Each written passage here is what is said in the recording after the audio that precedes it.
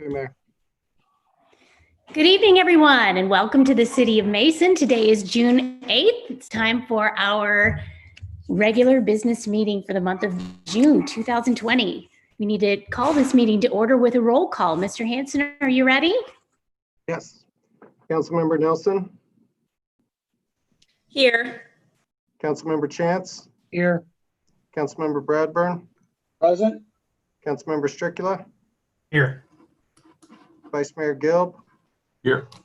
Councilmember Hunterlaw, Here. Mayor Grossman. Here. I need a motion to approve the minutes from the May 11th council meeting. So moved. Second. All in favor? Yes. Yes. Okay, I think we may have, oh, nope, we're all there. Any opposed? Sorry. Okay, and I need a motion to approve the minutes from the June 3rd special council meeting. So moved. Second. Okay, all in favor? Yes. Yes. And we need a couple of abstentions. You want to go ahead and mention those? Councilmember Chance? Sorry, we Yeah, couldn't hear you. I'll abstain. I was not present at the meeting. Is that what you're looking for? Yes. I'll abstain as well. Thank you, council members Nelson and Chance. Okay, it's now time for our city manager's report. City Manager Hanson. Thank you, Mayor. A couple of items to note. Our next meeting will be on Monday, July 13th. Before that, on Monday, July 6th, city offices will be closed in observance of the Independence Day holiday. A couple of updates on the Come Together Masonry gift card program. There are over 1,700 that have been distributed.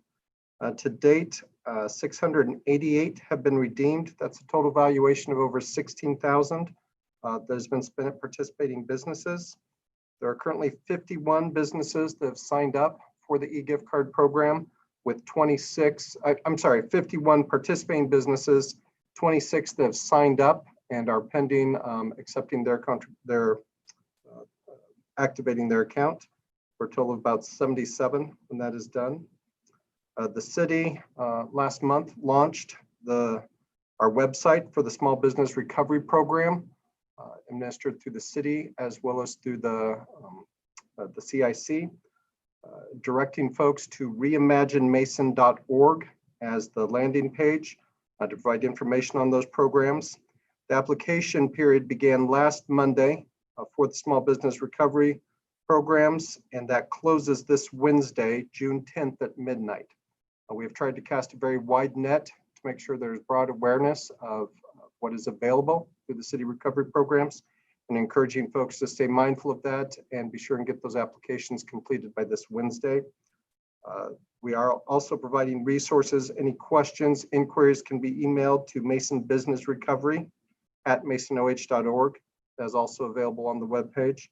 And we have a hotline that city staff from the business recovery team are staffing from 8 a.m.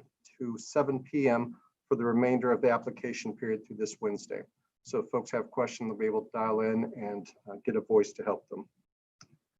Just a couple of comments on return to work and instant command status as we try and restart things and catch up from the backlog of work that was created during the shutdown order.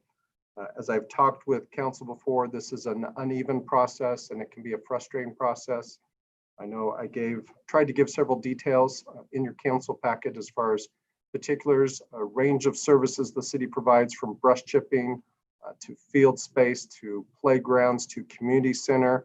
All of those are impacted, and the impact isn't always even, and our ability to restart isn't even as well.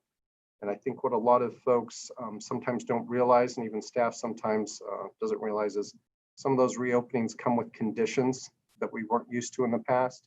And sometimes those conditions change and we don't get advance word of how those change. So then there's a reaction period as we try to meet those, all at the same time that we are, most of staff is either moving to other priorities, such as the small business recovery, or trying to catch up on the backlog of work. I thought one example, and this is only one example of numerous ones, but playgrounds. We've gotten some question on playgrounds opening. And originally from the state, those were to open on July 1st. And so we'd had signage indicating that playgrounds were closed. Last week, the governor announced that playgrounds could now open, which seemed like positive news, but there was a condition. Playgrounds could open if they were cleaned every hour. Obviously, the city does not have manpower to clean every one of our playgrounds every hour during the time they may be in activity. So we're trying to pivot. Playgrounds, we won't be able to assure that they're cleaned every hour. That doesn't mean that they'll be closed down. We'll probably have signage indicating that we're not able to meet those conditions, and would just encourage caution to parents or children that want to take advantage of those public amenities. Those are the types of things that may look open, may effectively be open, but we can't meet all of the conditions that that the state has put out there. Couple of other.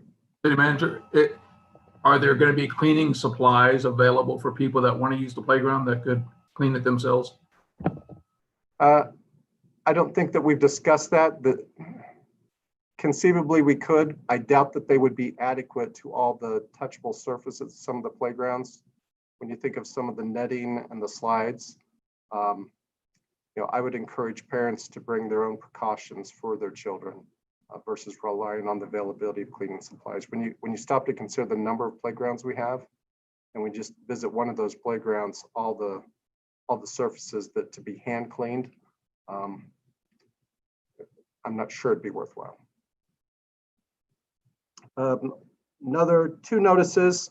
The city is hosting a free event on Saturday, June 20th, a drive-in movie event at Corwin Nixon Park. Have situated this so that families can see The Secret Life of Pets 2 on a giant inflatable projector screen. They can do that from their cars. We expect to have radio station transistors so that can tune to a radio station to hear the audio as you view that from your vehicle. There is no cost, but we are encouraging registration to be assured that you have a parking spot reserved for that event. We are also partnering with some of the local restaurants that are participating in the Come Together e-gift card program to help be advertised during that event, provide discounts, promotionals so that folks can enjoy a meal in their car while watching a movie at the park. Finally, just want to remind folks that first time in my career, tax filing day is on July 15th this year. Residents are encouraged to file early. They can have their taxes calculated and filed online by using the city's website at imaginemason.org. That has proven increasingly popular and useful to folks trying to get their taxes filed through that. They can also drop off paperwork to the tax office here. We're not able to provide as much of the hands-on or in-person assistance that we'd like to or have been in the past, but they can drop off their paperwork. We will take that and we'll work with them to make sure they get their tax filing done on time before July 15th. That is all that I had, Mayor. Thank you. Thank you, Mr. Hanson. Item number 5 and 6 we will be covering on the agenda. We have resolution 2020-2. We have a public hearing and a second reading. So I need a motion to read by title only. So moved. Second. All in favor? Yes. Any opposed? Adopting the budget of the City of Mason for the year January 1, 2021 through December 31, 2021. Mr. Hanson. Yes, Mayor, as always, I open this out by reminding, I know council is tired of this, but so the public realizes that this is not the city's budget for next year. This is a tax budget, which is largely a procedural activity with certain deadlines. The city is required to go through this for the state in order to justify the receipt of local government dollars. So this is a bit of a practice that we go through to make sure that we're in line for that type of funding. The one thing it does accomplish each year is that it finalizes the property tax rates for the next year that the city is responsible for. The bulk of property taxes that residents incur, the city is not responsible for, but we do have an amount for safety services, specifically the fire department. And this about 8 years ago changed. There is a levy that council can levy up to 5 mils in order to provide safety services. When that was instituted in 2013, the Finance Committee, the Safety Committee set that below what the rate had been previously, and that was due to some grant funds that we were fortunate to receive and could pass that savings on to the taxpayers by setting the rate at 4.4 mils. And it has remained there since that time. We have been very efficient in the fire department. We've also been very fortunate with the second lever to help fund fire services through a portion of the earnings tax. That's put us in a position, despite increasing pressure on costs, that staff feels we can again set that millage at 4.4 mils for the following calendar year. I think that is a very somewhat remarkable accomplishment, actually, when you consider the time since that was put in place, that it was actually lower than the millage that had been maintained before. It is millage that is lower than the effective millage that had been in place before, and it's lower than a millage in surrounding jurisdictions. So I feel like Mason residents, our ability to continue to keep that there is a good value for residents. And by adopting the tax budget, council affirms that they would like to collect 4.4 mils and no more on that property tax millage. The city's formal budget process will begin later this year. We are hopeful at that point we'll have a clearer picture, if not a perfect picture, of some of the impacts of the shutdown and the economy on our revenues, and be in a better position to make some smart financial decisions for 2021. Resolution 2002 is recommended. Thank you. We're going to open the public hearing time. It is now 7:14 p.m.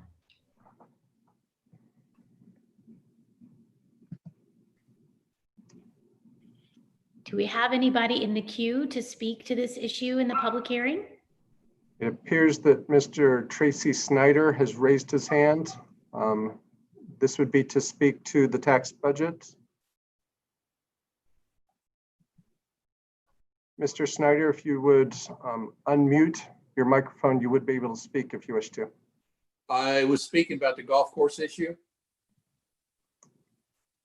This is a public hearing for the tax budget. I believe at the end of the meeting. Okay, I'm sorry. Okay. Just tell me when it's my turn. Okay. All right. Thank you, Mr. Snyder. See anyone else in the queue? No? Okay. It's a little awkward in this format, but assuming that there are none, we can go ahead and close the public hearing time at 7:15 p.m. And now I need a motion to suspend the rule and allow for adoption, well, after the second reading. So I'm not sure that we are suspending a rule, are we? No, you're not. At this point, you would only need a motion to adopt. All right, my notes are not correct. Okay, but that's all right. Okay, I need a motion to adopt. So moved. Second. All in favor? Yes. Yes. Any council discussion? Councilmember Nelson. Yes, I do have a question in regards to the safety service fund. I do notice that in 2021, it looks to be that it is going to be a negative amount. So I'm going to ask the chair of the finance committee, Councilmember Gilb, do you have any plans, or what are your plans now that we recognize it so early on that it is going to be negative in another year or so? What are our plans to make sure that it doesn't become negative so we do not have to raise taxes? What are the other options that we have? And has the finance committee been working on it? Yeah, so we have to address that issue. We haven't really tackled that yet, but we'll certainly shore up a plan so that we don't get in a position where we have to raise taxes. And thanks for pointing that out. Councilmember Bradburn. Yes, if I may, the safety committee, before we went into the pandemic lockdown, had some previous discussions with our fire chief. He's indicated a need for a third medic unit. I hope to have further discussions as we go along, and we will probably, as the safety committee, lay out some options for council based upon some previous studies and take some options to see how we will continue to go ahead and fund our fire services. Okay, Councilmember Nelson. Wouldn't purchasing a new medic unit, wouldn't that come out of a different fund? Eric, does it come out of another fund or does it come out of the safety service fund? Yes, a purchase of a new medic, more significant would be the staffing hours for staffing the medic. Those would all come from the safety fund. Keep in mind, these are very tentative numbers, and in the safety fund as a whole, you have both the property tax revenues, which are fairly stable, but inflation has an impact, and a smaller portion of earnings tax dollars that are committed to that. The healthier the economy, the healthier the payroll generated in the city, that all benefits the status of the safety fund. Mhm. Conversely, it also negatively impacts it when those decline.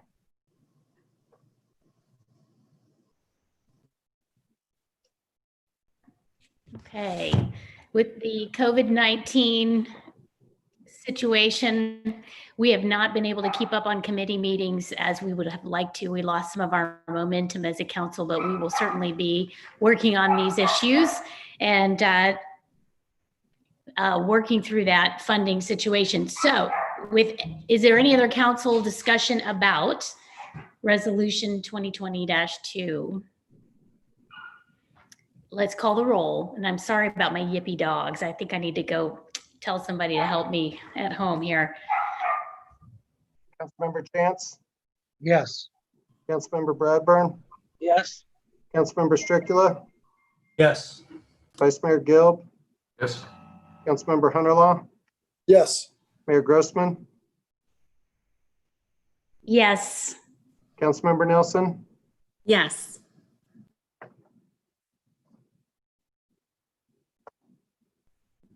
Okay, was that everybody? All right, item number 7, ordinance 2020-53. We have a first reading. I need a motion to read by title only. So moved. Second. All in favor? Yes. Yes. Any opposed? Amending Okay. the zoning code and zoning map of the city of Mason, Ohio to provide for the rezoning of approximately 2.7 acres from B3 road service commercial to I1 light industrial located behind 1110 Reading Road rezoning. Eric. yes, just an apology. This was not labeled as a first reading on the agenda, but obviously should be just a first reading. We'd like to set a public hearing for July 13th. I think if that's acceptable with council, we'll plan on a public hearing on July 13th.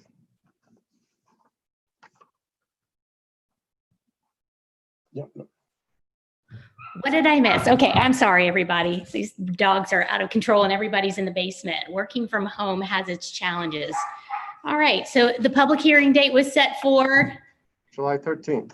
Thank you, July 13th. Okay, item number 8 on the agenda, ordinance 2020-54. I need a motion to read by title only. So moved. Second. Second. All in favor? Yes. Yes. Any opposed? Approval of the replat for Lot 19 in Fallingbrook, Phase A11. Kurt is here. Kurt's going to tell us about this one. Thank you, Mayor. Fallingbrook is land dominiums, so these plats are replats are done after each building is built. It's essentially a as-built survey of the building, and so recommendation from Planning Commission staff is for approval for this replat, which is another building finished in Fallingbrook. So with that, ordinance 2020-54 is recommended for adoption. I need a motion to suspend the rule and allow for adoption after the first reading. So So moved. moved. Second. All in favor? Yes. Yes. Any opposed? We need a motion to adopt. So So moved. Second. Thank you. Any council discussion? Councilmember Bradburn. Just briefly, to Kurt, this is in a general area where the, I don't know, I want to call it the old Van Ludens. It's south of I don't even know what's there now. No, actually, this is off of Sports Center Complex Drive over near the Golf Center, Kings Island. Oh, I'm sorry. I'm one ordinance ahead. Okay. Sorry. You're forgiven. Okay. Anyone Okay. else? All right. I need a motion to adopt. Oh, wait, we already did that. I'm sorry. Roll call. Dog distraction. Roll call, please. Councilmember Bradburn, Yes. Councilmember Stricula, Yes. Vice Mayor Gilb, Yes. Councilmember Hunterlaw, Yes. Mayor Grossman, Yes. Councilmember Nelson, Yes. Councilmember Chance. Yes. Okay, item number 9, ordinance 2020-55. I need a motion to read by title only. So moved. Thank you. Is there a second? Second. Second. All in favor? Yes. Yes. Opposed? Jeff? Approval of the Dilly Subdivision Phase 2 replat. Hey, Mr. Seiler. Yes, thank you. This is off of Main Street, and it's located just west of Mason Road. The Dilly Subdivision, this is 2 lots. That's actually has a house on one lot and a garage on the other lot.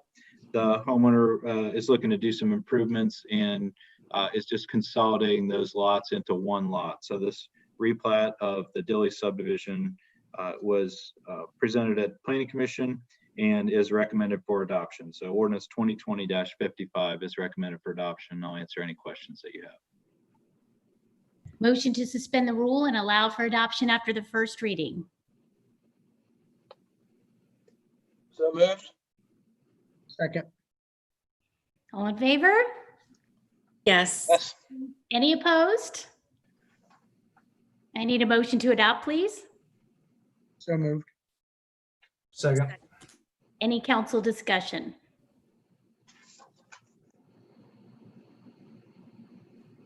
Okay, seeing that there is none, let's call the roll.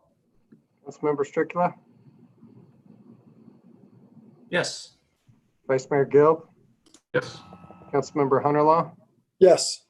Mayor Grossman, Yes. Councilmember Nelson, Yes. Councilmember Chance, Yes. Councilmember Bradburn. Yes. Item number 10, ordinance 2020-56. I need a motion to read by title only. So moved. Second, anyone? Second. Thank you. And all in favor? Yes. Any Yes. opposed? All right. Kurt. Oh, Jeff, excuse me. That's okay. Approval of the dedication plat for Wahi Properties LLC. Now, Kurt. Thank you, Mayor. This is a dedication plat for the corner of Butler Warren Road and Western Row Road development that's looking to go in there. And in order to comply with the thoroughfare plan, it calls out Western Row Road as a minor arterial or 80 feet of right of way. So this is dedicating 40 feet on their side of Western Row Road. And then Butler Warren Road is a major arterial, which calls for 100 feet of right of way. So this plat dedicates 50 feet from the center line of the roadway. So with that, this dedication plat is recommended. Ordinance 2020-56 is recommended for adoption. Thank you. I need a motion to suspend the rule and allow for adoption after the first reading. So So moved. moved. Second. All in favor? Yes. Any opposed? Motion to adopt? So moved. Second. Thank you. Any council discussion? Let's call the roll. Vice Mayor Gilb, Yes. Councilmember Hunterlaw, Yes. Mayor Grossman, Yes. Councilmember Nelson, Yes. Councilmember Chance, Yes. Councilmember Bradburn, Yes. and Councilmember Stricula. Yes. Item 11 on the agenda is ordinance 2020-57. I need a motion to read by title only. So moved. Second. Thank you. Jeff? Oh, all in favor? Yes. Thank you. Anyone opposed? Now, Jeff, thank you. Thank you. Authorizing the city manager to enter into a contract with Cincinnati Magazine for design, layout, and production of Centerpoint Magazine. Jennifer. Thank you, Mayor, members of council.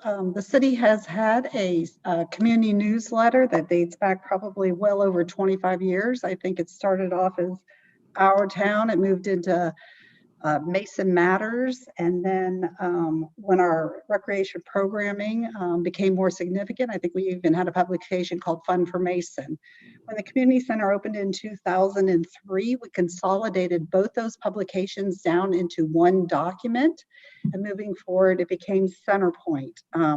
In 2014, we sat down we recognized that in the community, in the area, there really wasn't any real significant resource for community news activities, et cetera, et cetera. So at the time we had a partnership with Tri-Health over the community center.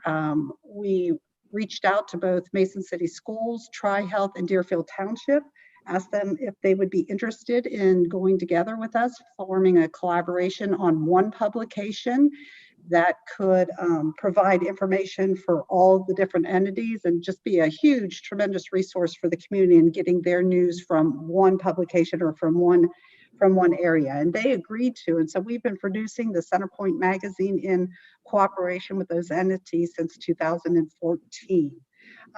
That Centerpoint Magazine, not only do we use it for city news, we use it for programming at the community center, all of our events.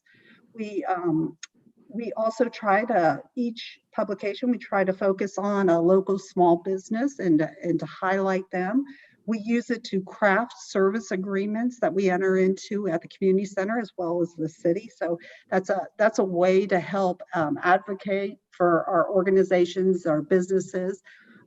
There's advertising space in there. If anybody would like to purchase advertising space, they're welcome to do that. And any revenues we receive from those advertisements do go to help offset the cost of that publication. So that's a huge publication, not only for us, but for Cincinnati Magazine, who's been helping us produce it. It goes out to 48,000 households.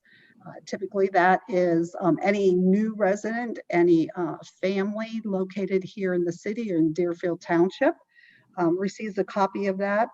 Additional copies are often provided out at the city or out at the library, at the community center. People can pick up copies of that as well. So like I said, just a tremendous resource for our local news. We get tons of compliments on that. We just really try to use it for a resource for the city. That contract with Cincinnati Magazine expires in September. We reached out or sent requests for proposals out to 5 different firms. 2 responded to us. After evaluation, staff decided to move forward with the current contract with Cincinnati Magazine for a couple different reasons. The other proposal we received, they proposed using 2 different entities to not only design but distribute that magazine. And we've had some experience with that in the past and run into a lot of difficulties just between communication, timing, and schedules. It just doesn't really work well when there's several different entities involved in trying to produce it. So Cincinnati Magazine proposed continuing the process we have in place. They also will provide us editorial operations, which was not included in the other proposal. So there's their director of editorial operations actually gets a final review on that after it's gone through numerous reviews here at the city, as well as their staff there. The per annual cost that they are proposing is, or per issue cost, I'm sorry, is $61,400 for a total estimated cost of $245,600 for the year. Now that's an estimate. This is kind of different and unique, and Jeff Forbes had to help us write this legislation, and the fact that the cost on this continue to go up on a monthly basis, actually, because it goes out to any new resident that comes into the city. Any new member of the community center will get a publication of that as well. So as the membership increases, as our population goes up, that publication, the distribution amounts go up as well. Postage often increases on us throughout the life of the contract, and so we asked Jeff for some legislation in there that would allow us to do that. And then finally, with a new aquatic center proposing to come online, hopefully maybe with a sneak peek event this year, but definitely for next year, we know that there'll be additional programming opportunities out there, and we want to make sure we are able to communicate those opportunities out to the public. So like I said, this legislation is unique in the fact that it allows that cost to be more or the total cost of the contract to be a little bit more flexible to take into consideration those aspects. With that, ordinance 2020-57 is recommended for adoption. I'd be happy to answer any questions you may have.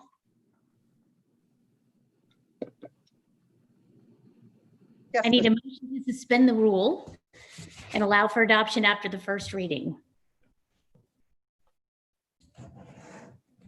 So moved. Second. Thank you. All in favor? Yes. Any opposed? Is there any council discussion? Oh, I need a motion to adopt. I'm sorry. Is there a motion to adopt? So moved. Second. Thank you. Any council discussion? Councilmember Bradford. The annual cost, $245,600. Is that our cost, or is that split between the other entities?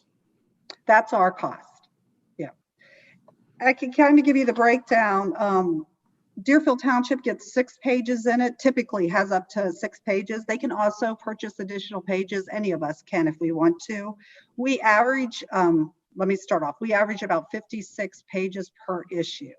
Of that, 6 of them are Deerfield Township, 2 of them are Tri-Health, and 2 of them are Mason City Schools. But there's some fluctuation in for each entity to adjust that as needed. Okay, thank you.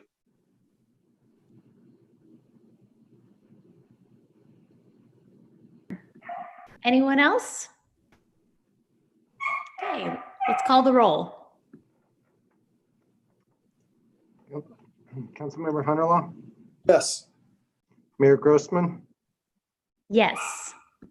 Councilmember Nelson, Yes. Councilmember Chance, Yes. Councilmember Bradburn, Yes. Councilmember Stricula, Yes. Vice Mayor Gelb. Yes. Okay, item 12 is ordinance 2020-58. I need a motion to read by title only. So So moved. moved. Second. All in favor? Yes. Any opposed? Authorizing the city manager to enter into a contract with Rozzi's Famous Fireworks in an amount not to exceed $34,350 to provide fireworks for the 2020 Red Rhythm and Boom event and declaring an emergency.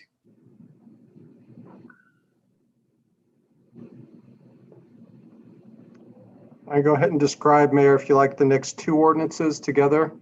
They are separate decisions, but they are somewhat related. Obviously, the city annually has done a Red Rhythm Boom, our headlining event for the year. Invest considerable resources to put on a first-class act. Fortunately for the city, we were able to, in advance of many of those contracts being consummated, not incur those costs, knowing that the event would need to be scaled down this year, and our planning timeframes would, best case scenario, be dramatically shortened.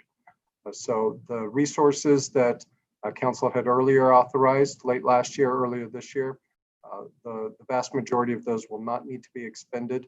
There will not be a headlining act. There will not be the stage, sound, audio, all of that infrastructure that we often put in place for that event. The incident command team that has been in place for Red Ribbon Boom since last year spent some time brainstorming how to keep the brand alive and provide a much scaled down patriotic event, and look for ways to tilt that towards supporting small businesses in the area. The result of that is still in process, and one proposal is to maintain the fireworks event, but with some adjustments. With authorization of Ordinance 2020-58, the anticipation is that a fireworks display on par with last year's, but would be staged over Corbin Nixon Park. That does a couple of things. It allows Rosie's to fire larger shells, which basically means that the fireworks can be shot up higher, allowing a larger, a broader line of sight for folks at home in neighborhoods and different areas of the city to be able to see the fireworks display while also not having to congregate in a single area. I just lost my train of thought. Doing them over the park will allow us to also allow the parking spaces that typically accompany the event to be available for folks to come park, socially distance, but be able to have a close-up view of the fireworks display. Another benefit of firing them off of Corbin Nixon Park that we hope to capitalize on is that it would provide sight lines for the fireworks display to be viewed from not only the municipal campus, but also the downtown area. And some things that are under discussion is the possibility of closing some of the roadways in the downtown area to again allow some socially distant congregating, take advantage of the Dora and some of the restaurants in the area that folks may be able to enjoy some refreshment, watch the fireworks display, and enjoy the event that way. There's also, we're looking at ideas how to engage the small businesses in doing some promotional events, some discounts, and maybe some videos featuring some of our small businesses that we could stream as part of the event. So the effort here is really to keep the brand alive and get back to a very basic patriotic event with fireworks being displayed. The cost proposed is the same as last year for a 25-minute show, just over $34,000. With Rosie's, they have kept the amount at previous years, and an emergency clause would allow us to move forward on the planning for that proposed event. The next ordinance I'd like to mention, which is related, the city has placed large tents, and we frequently have done that on the downtown plaza during the summer events for the concert series, which did not occur this year. We also placed a tent on city-owned property behind the Mason Grill on the other side of Mason Montgomery off of Main Street to provide some outdoor seating to allow some of the restaurants and breweries some ability to expand their serving capacity, even though they may not have the interior seating capacity. Those, I believe, have been well received. They allow a gathering spot for patrons within the Dora area that the city had established a couple years ago. Those tents that the city has already put up will be, we have them available until June 24th, when they would be taken down unless council wishes to extend those.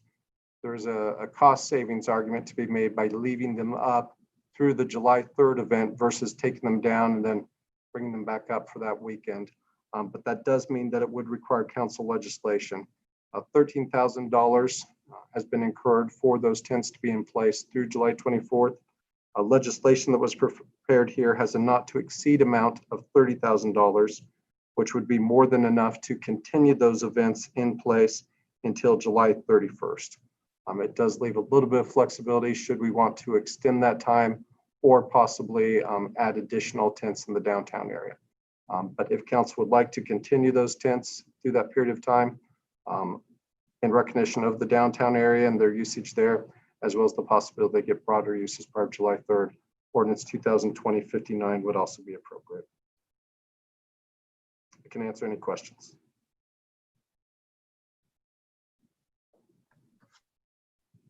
Now for adoption after the first reading. So moved. Second. Thank you. All in favor? Yes. Any opposed? I need a motion to adopt. So moved. Okay. I saw a second and I heard a second, so that should cover us. Any council discussion? Councilmember Nelson. Yeah, so I've really thought a lot about this. I know the community is very eager to get out and get together. I struggle with the fact that we couldn't support small businesses like we had wanted to because there was a lot of concerns on our budget. It just seems like a 25-minute show for it comes out to like $1,300 a minute. Seems almost like a slap in the face to our small businesses. I'm just not sure that with the recession coming, that this is a wise expenditure of taxpayer dollars. So I am not going to be in favor of this. I love the fireworks. It's a great community event. I just think doing it this year may not be the wisest thing to do from a financial standpoint. As far as the tents go, I'm not sure. I know that I've seen one of them behind the Mason Grill and the Common Beer Company, and it's always packed. It's full. So I'm not full to the point where it's violating the rules of the COVID-19 social distancing, but there are people utilizing it, which I think is great. I would like to see those to continue downtown, regardless of if we do or don't have the fireworks, just because I think that people are getting out and using those to social distance. I'm not sure about the other one. I don't know if anyone has seen people in the other tent on the plaza. I haven't, but I haven't really paid a lot of attention to that one. But that's something we may want to consider, just kind of extending maybe even through the summer, just to give people an opportunity to get out and utilize those tents together and help the small businesses in that area. Okay, just a reminder to council, we're on the fireworks ordinance, but I allowed that because they're kind of related, but we just want to make sure that you remember we're focusing on that one right now. Councilmember Bradburn? I share some of Council Member Nelson's concerns. Mine is the fact that we're kind of sponsoring an event that may not encourage social distancing at this point. I would rather, obviously we are going to come up with some shortfalls this year. Personally, I'd rather hold off on the fireworks. If we can go into discussions on the tent, I don't have a problem in the tents. I have seen some people down at the plaza, Councilman Nelson. I've seen and people behind the Common Beer Company. My question to the city manager is, at that cost, would we be better to buy them? We explored that a couple of years ago, and when you consider the storage, the equipment for setting them up and installing it, that's the bulk of what you're paying for. And that would be expensive and cumbersome for us to be able to store all of that properly and then to put in the equipment to install them. Okay, thank you. Councilmember Chance? Yeah, no, I think, given the number that we were going to spend on Red Rhythm and Boom, and I certainly, we knew that was going to look different. But I think, right now with things going on and, if we can have a patriotic event, I think we must. I think we need that in a very bad way. And not only that, but I could view that as a night where if we're getting people downtown visiting, I mean, that is another way, I think, an extension that we can support the folks downtown. So yeah, I get it. If you break it down per minute, it seems exorbitant, but it's what we've paid in the past. And I just think, getting out of this pandemic and, with what people, if they're not comfortable social distancing, then, as city manager mentioned, they can see them from their homes. And that's why we're actually looking for bigger mortars so they can be seen throughout the city easier. So, I think it's, given again our times, I'm in full support of getting people out and about, and especially when it comes around, a patriotic theme, because I know we'll do a nice job of, in regards to, I'm sure the decorations and the surrounding effects will be great. So I think this is a positive thing, because goodness gracious, we all know and people are probably looking for opportunities to get out or at least be festive and watch some fireworks. So it's a major fraction of what we were going to spend. So I think this is a great idea, and I appreciate staff, thinking outside the box and putting this together. And I would, speaking of this, like, is there other, like, closing down the streets, or there are some other creative things? And I would ask maybe the downtown committee to see, a lot of people have reached out to me about what are some other options. And I think it's time that we get creative with some other options for the folks downtown. So tents, I think, I haven't seen too many people at the plaza. I live obviously right down the street. But the common beer, I've seen people there. So, but I think it does give a place, even Quatman's. I'm guessing that's who uses it the most. If they get Quatman's and goes over there, I don't think Councilmember Vice Mayor Gilb's going out there and sitting during, or I don't think any of the dentist patrons are going there either, or whatever. So, but I think I still think it's a great gesture. So, good job, city, for putting that out there and trying to. At least give a place where you can social distance and gather. So I appreciate it.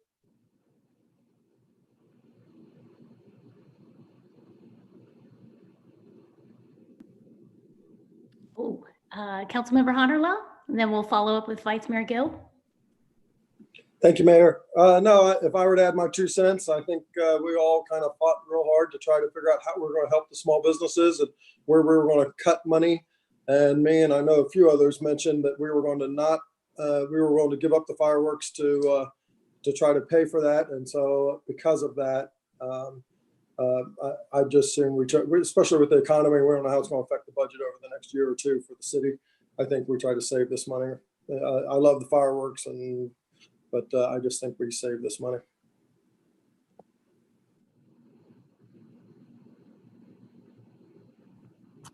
And Mayor, certainly I appreciate Councilmember Nelson's bringing this issue before us in terms of, do we really want to spend this money? I certainly, as I saw this on the agenda, had the same concerns about, is this the right time to be doing that? But certainly, as Councilmember Chance has pointed out, it's certainly an opportunity to bring some normalcy back into the community and get people out to be festive and do something. So certainly, I'm torn both ways, but certainly probably going to support this ordinance. Councilmember Stricula, thank you. Thank you. Yeah, I think these are the types of events that I'll echo Vice Mayor Gilb's comment, bring normalcy back, and the environment that we're in right now, the almost chaotic events that have occurred just over the last couple of weeks and COVID-19. These are the types of things that help. I think they spur economic activity. I think it drives people to downtown. I think it makes us feel more like a community, which when we need that more now than ever. So I'm absolutely in favor of this. Thank you. Councilmember Bradburn, did you speak to this? Yeah, I did. You did. Okay. Thank you. Okay. I guess I'm last. All right. I love the idea of an occasion to celebrate being patriots. I realize that the fireworks are expensive, especially when you think about them by the minute. The dogs will hate it. However, I agree with the others who think we need to get back to a new sense, or an old sense of normal. Right now we're in a new not normal. And I'd like to get back to community and togetherness. We can be together and celebrate something in unity, our freedom, our liberty. And we can, decide for ourselves to keep our hands clean, our bodies 6 feet apart from other parties or people outside our family. And I think that it would be a wonderful event for downtown Mason and the city all over. I'd also like to propose that maybe this isn't our only fireworks show this year. If we could think about maybe bringing something back to the plaza later on this summer or early fall, maybe a back to school something with fireworks, something related to the Heritage Festival, getting us back to our traditions And, you know, it's safe. Mason is safe. Mason is healthy. Warren County is safe. Warren County is healthy. I think we should do it. And I think we should look for ways to spur activity downtown as much as we can. I think it'll be fun. And there you go. Perhaps we can look to do it at a time when it's not exactly the same time as Kings Island's fireworks, if they are able to pull those off in July. We don't know yet, but we certainly pray that they'll be successful in that endeavor. Anything else? Okay, we need to call the roll. Mayor, I would just add, given the timeframes here, there's an emergency clause here so that if there are 5 votes, we'll be able to execute on this in time for Red Rhythm Boom. But without 5 votes, it likely won't be able to move forward in time for the July 3rd event. May I ask, if we have 4 votes, could we come back in, is it 8 days for a second reading? Would that give us time? Or is it 6 days for a second reading? I'm not referencing the second reading. I'm referencing the emergency clause in the ordinance requires 5 votes so that it takes effect within the 30 days. Right, but if for some reason we only have 4 votes tonight, would we still have time to pull off the fireworks show if we come back in a few days for a second reading with a special meeting? If it were to pass, Jeff, I think Jeff can read my mind. If the ordinance were to pass with only 4 votes, then it would be adopted. It just would not be adopted as an emergency, so it would not be able to go into effect in 30 days. So even if council wanted to convene again, it wouldn't be for a second reading or any further consideration of Ordinance 58. I suppose you could introduce a new ordinance that council could consider. But again, it would also need to be an emergency in order for it to be effective in time for the event. Okay, gotcha. All right, let's call the roll and see how it goes. Mayor Grossman, I'm sorry. Mayor, could I ask just a question? So I know we've adopted some stimulus packages and I think an e-gift card program that's going to provide some funds in the community. This would be a great opportunity for people to come downtown and spend those dollars to help our community get back on its feet. But I don't know if that's going to be in place before this event is going to take place, or what the city manager has any thoughts about how that timing is going to work out in terms of the community being able to use those funds at that time. Absolutely, for the funds that for the community center, the e-gift card, the Come Together e-gift card program that we talked about, that would be a great opportunity for folks to buy those, for those that have been distributed through the community center to be redeemed at merchants. For the gift card program done in conjunction with the CDC, I believe we will have the gift cards. We were working on a way to get those distributed. The timing would be close, I would say that. Councilmember Chance, did you have a follow-up question? I thought I heard you. Nope, okay. All right, are we ready to call the roll? All right, let's go. Mayor Grossman, Yes. Councilmember Nelson, No. Councilmember Chance, Yes. Councilmember Bradburn, No. Councilmember Stricula, Yes. Vice Mayor Gilb, Yes. Councilmember Hunterlaw. No.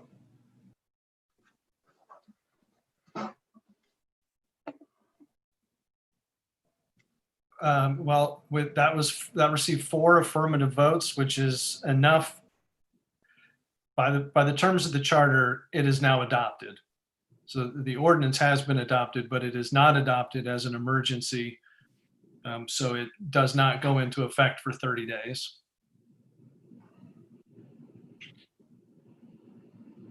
Okay, so that means we won't be having fireworks on July 4th. or 3rd. Councilmember Nelson. I just have a question. I mean, because obviously it passed. So if it passed, it doesn't make sense not to have them. Can't we make some other motion to make it an emergency now? Isn't there anything you can do to? Mayor, I would make a motion to reconsider the vote on the emergency clause in regard to this ordinance. I'll accept that motion. Is there a second to that? I'll second. Thank you. Is that Councilmember Chance? I'm sorry, I missed who made the second.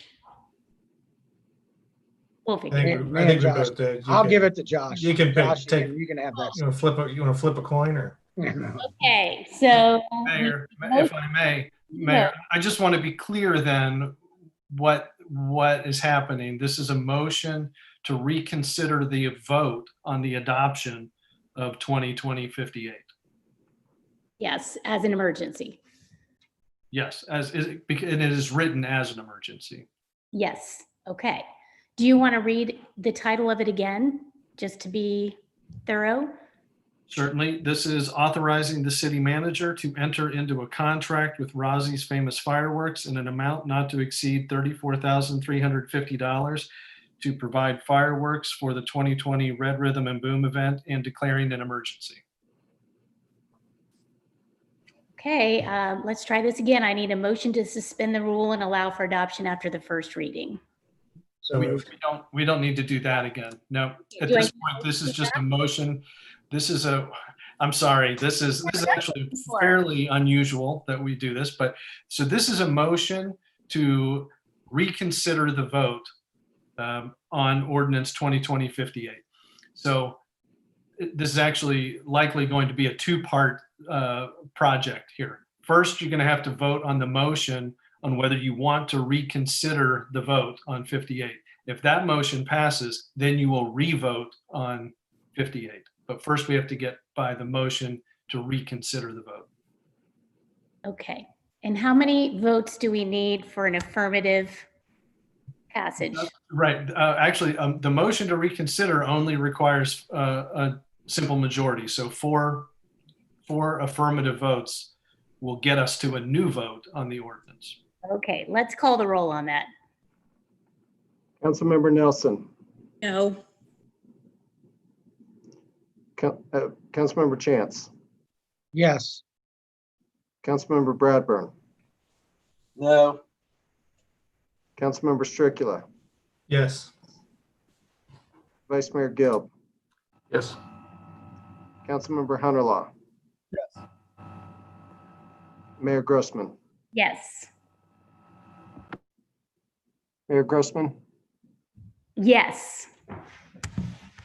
Okay, Jeff? So I counted at least four. I could not hear Councilmember Hunterlaw, but he's giving me the thumbs up. So that would be actually 5 affirmative votes. So the motion to reconsider passes. Now council can entertain a motion, essentially a reconsidered motion to adopt 58 as an emergency. So this time you are actually voting on the adoption of the ordinance as an emergency. Is there such a motion? I would make that motion. Yeah. Second. Second. Okay, let's call the roll. Councilmember Chance, Yes. Councilmember Bradburn, No. Councilmember Stricula, Yes. Vice Mayor Gilb, Yes. Councilmember Hunterlaw, No. Mayor Grossman, Yes. Councilmember Nelson, No. So again, on reconsideration, the ordinance received 4 affirmative votes. That's enough to adopt the ordinance, but it is not adopted as an emergency. So it still cannot go into effect for 30 days. So the city manager doesn't have any authority to execute the contract until 30 days are up. Okay, Well, that's the way can that crumbles. Councilmember Chance? well, then what's the purpose of passing it? Is that where you're I'm a little confused why we just went through that again when it was, what's the purpose of passing if it's not going to be in time? So. Does that just not allow you to execute it because of the timing aspect? I'm going to So- talk that to Jeff. Right, this is just by the very terms of the charter with any piece of legislation that comes before council.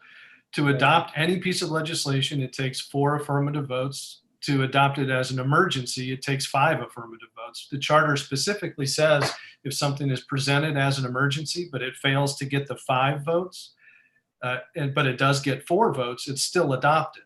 This just happens to be, in other circumstances, that might be fine. That would allow the city manager to proceed with a contract after 30 days. This just happens to be a situation that if you have to wait 30 days, it effectively, it doesn't do you any good, essentially, because of the date of the event. Yeah, that's. Councilmember Hunterlaw? Thank you, Mayor. No, my thought of voting that we reconsider it was because there wasn't a vote for emergency. I thought maybe a few more would vote negative so that the whole thing didn't pass. Since you didn't have enough votes to pass it as an emergency, I thought we'd have a few more negative votes and we could just dismiss this. But that didn't happen.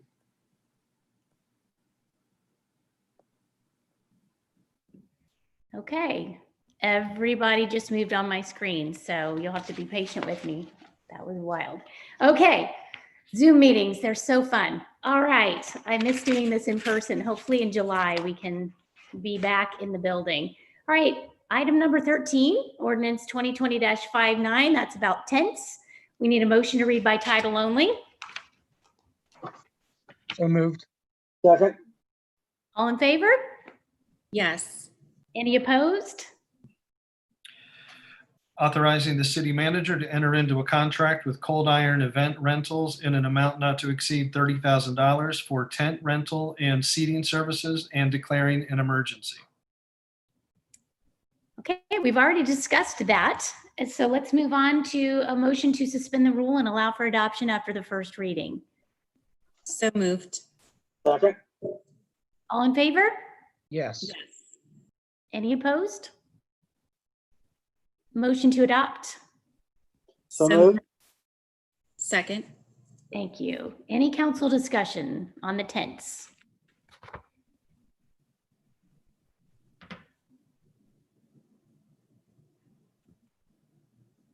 Okay, my feedback on that is if we were able to have a plaza event in late summer, would it be worthwhile to go ahead and keep them up? And just for the record, we had a question about why don't we buy them as opposed to rent them? And we did look at that very carefully about maybe 5 years ago. My first year on council, we were revamping, revitalizing these concert events and moving them down to the plaza. And we were looking for ways to provide shade down there. And so we studied it very carefully. And so thinking about the rest of the summer, we know now taking them down and putting them back up will cost us a lot more. Is there any chance? Well, I mean, it's hard to say right now with the governor's restrictions, but any idea if we could try to throw something together in the fall or late summer?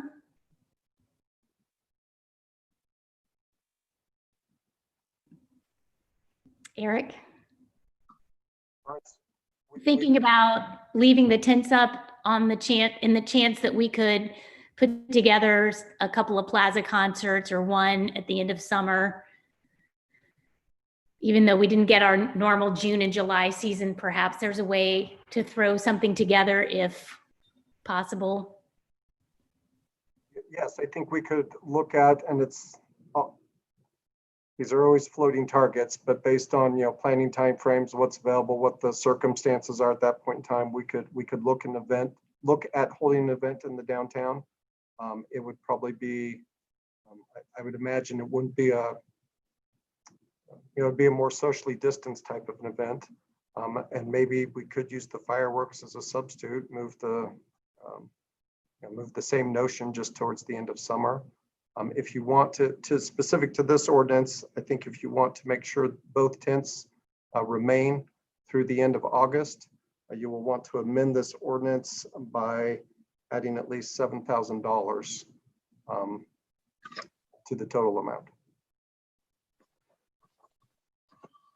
It would probably be more efficient to go ahead and amend it now, but we could always bring another ordinance back, could we not?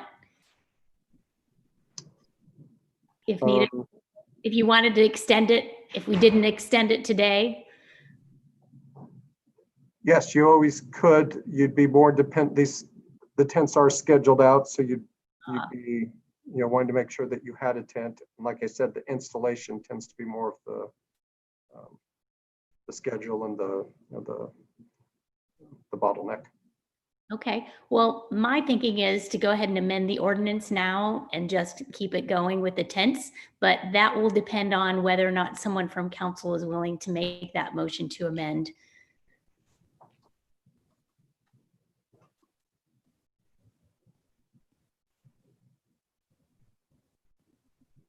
My opinion is it's too much of a moving target. I mean, we don't know, I'm all for the tents. I think the tents are good, but to extend it to, my question, I guess, would be if we pass the fireworks and it's not an emergency clause, Mayor, are you suggesting that we,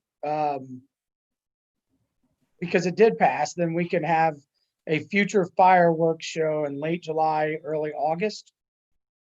Yes, Something? back Yeah, to school, Heritage Festival, have a concert. We should be well seasoned in social distancing by then. We already are, but we can all still be out in the same general area, I think. I mean, I'm not as particular about that. I know some people are, and I'm not criticizing anyone who is, but I think that my personal feeling is it's fine to have an event on the plaza and we just, remind people, keep your hands clean, stay apart. If you're not in the same party, keep your hands clean, don't touch your mucous membranes, and have a good time. That's my feeling on it. So, I think it'd be fun to get back together. Councilmember Bradburn? I just think it's way too premature to make that decision at this point in time. If we amend the ordinance and add time to the tent rental, do you have to go ahead and honor that and keep it an extra month? I mean, I think that the tents will be used all summer with people being downtown now that, the weather's pretty consistently warm and we're not doing homeschool. Boy, that was fun. I think we're going to have a little more activity with kids out riding bikes, different things downtown. At least I hope so. So Eric, if we were to go ahead and add $7,000 to the ordinance to extend the timing of the tents, would you have to do it if we decided it's just not working out and we wanted to go ahead and end at the end of July? No, that doesn't tie you into, either holding an event at all, neither does it tie you into having to keep the tents up at all. We have to negotiate, again, the timing, but no, doesn't obligate you. Okay. Anybody else? I should probably add, though, it is likely you have more bargaining power in negotiating the longer you're committing to.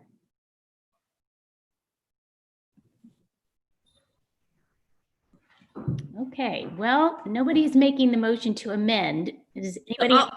I'll make the motion. That's to extend the time of the tents in downtown. Correct. And have to add the amount of. I would suggest a minimum of 7,000 to be safe. To get to the end of August, you may want to go 10. Make it an even 40,000. I think as long as the tents are helping our businesses down there, I think we should keep them up and support them. So I will make the amendment to keep the tents longer. To be precise, I think the amendment needs to be. Oh, I have to, okay, I'm sorry. To add $7,000 to the ordinance.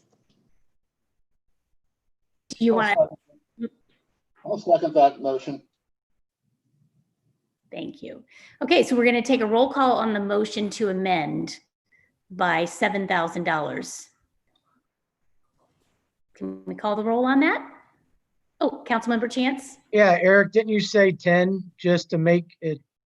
I mean, we don't have to spend 10, but you're saying just to be safe and instead of 7, make it 10? I don't know the exact price to get to the end of August. 10 gives a bit more margin for what we may be negotiating than 7. Whatever amount you amend to, we will bargain to get as much time as possible. Okay. To me, 10 is more comfortable. So you could make a motion to amend the amendment and that motion would take precedence. Well, I mean, or, Amend the amendment to 10,000. yeah, Right, because we didn't vote on the amendment yet, I think let's just clarify the motion. The motion is to amend the ordinance to amend the $30,000 amount to $40,000. Would that be accurate? That's what I'm suggesting. Okay. So that motion was seconded. Sorry, my dogs are wrestling. I'll second that motion. I do not have my support staff here helping me today, and it's not ready. Okay, we need to call the roll on the motion to amend the ordinance. Councilmember Bradburn, Yes. Councilmember Stricula, Yes. Vice Mayor Gill, Yes. Councilmember Hunterlaw, No, Mayor Grossman, Yes. Councilmember Nelson, Yes. Councilmember Chance. yes. God bless you. Okay, so the amendment passes. And now it would, I believe the next thing would be for council to consider a motion to adopt as amended. Okay, do we need a motion to suspend the rule? Honestly, I don't remember if we did that already. It's been so long. What happened? Okay. Is it okay if we accidentally had skipped that? I don't even remember now. Let's go ahead and ask for a motion to adopt as amended, please. So moved. Second. Thank you. Any council discussion on the tents? Councilmember Hunterlaw. thank you, Mayor. So I thought I heard a few people say that we did not see a lot of people at the tent in the plaza. And does the city not know how effective that's been? Or are we strictly talking about a future event that now with the fireworks is really what we want the tent for? Because I think currently now we don't see much use of the current tent. Is that correct?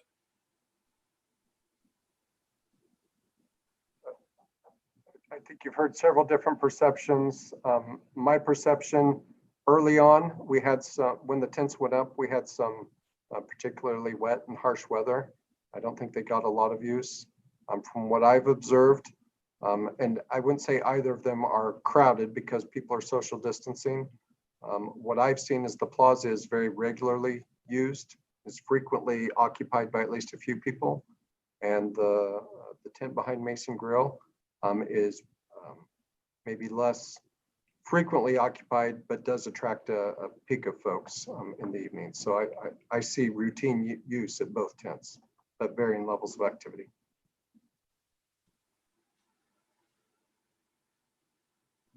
Okay, anyone else?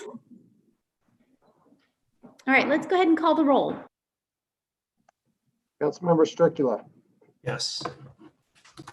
Vice Mayor Gill, Yes. Councilmember Hunterlaw, Councilmember Hunterlaw, I'll vote no. Mayor Grossman, Yes. Councilmember Nelson, Yes. Councilmember Chance, Yes. Councilmember Bradburn. Yes.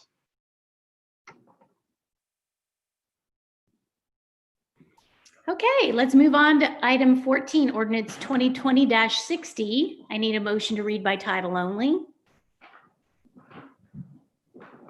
So moved. Second. Thank you. All in favor? Any opposed? Great, Jeff? Authorizing the city manager to prepare and submit applications to participate in the Ohio Public Works Commission state capital improvement and/or local transportation improvement programs and to execute contracts as required. Kurt. Thank you, Mayor and Council. This ordinance is for a pre-application process that Warren County does for Ohio Public Works Commission funding. It's a great funding source for us to match up with projects where we already have federal dollars involved.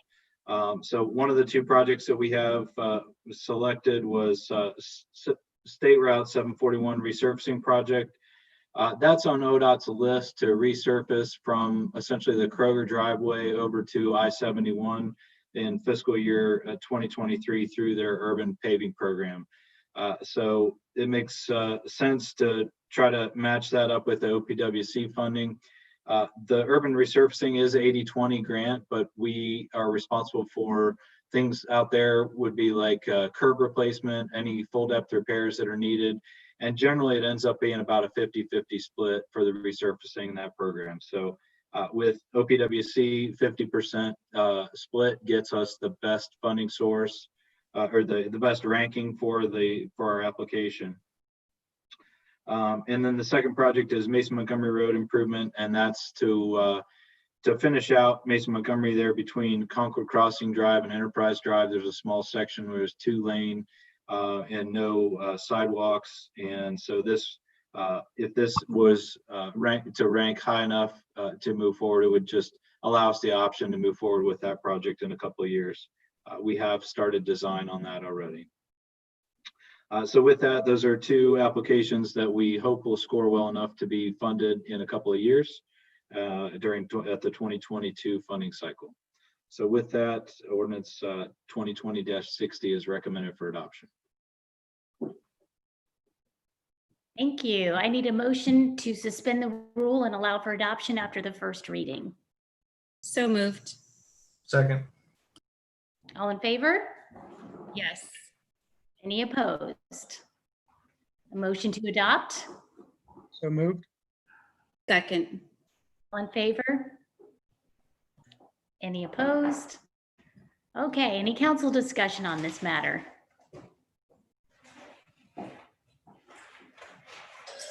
I have a question. Member Nelson. This is for Kurt. So if we if the paving is going to go to 5 lanes from Cox Smith down to Spyglass Hill, that is right before the bridge. And then the bridge is only 2 lanes. How are we going to take it from 5 lanes down to 2 lanes?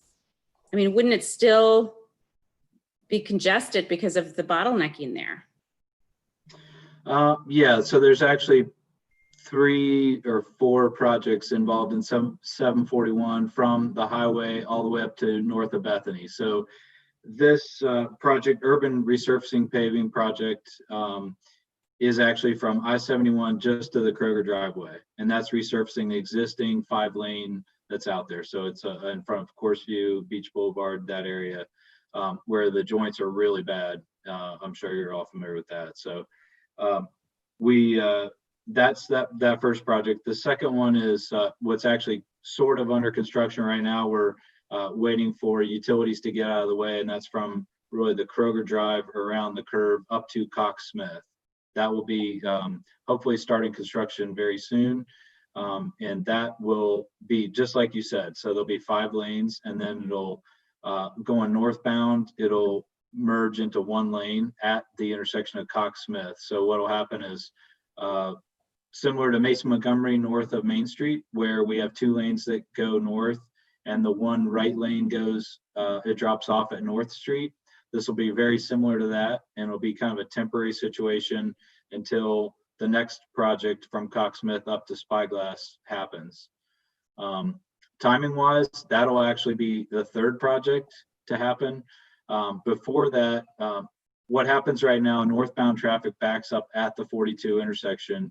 And like you said, the bridge is narrow there. So that the second project after 741, the Parkside Drive curve will be the project from Spyglass up to north of Bethany Road. and that'll widen both the 42 intersection and the Bethany Road intersection, help keep from some of those backups happening that happen right now all the way down to Kroger.